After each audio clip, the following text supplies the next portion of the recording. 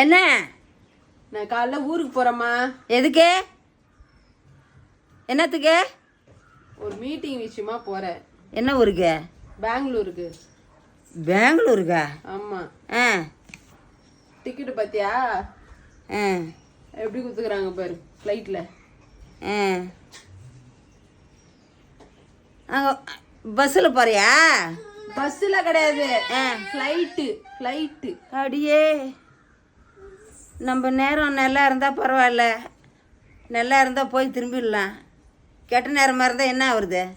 என்ன ஆக போகுது? ஆ. ஒன்றும் ஆகாது. ஒன்றும் ஆகாதா?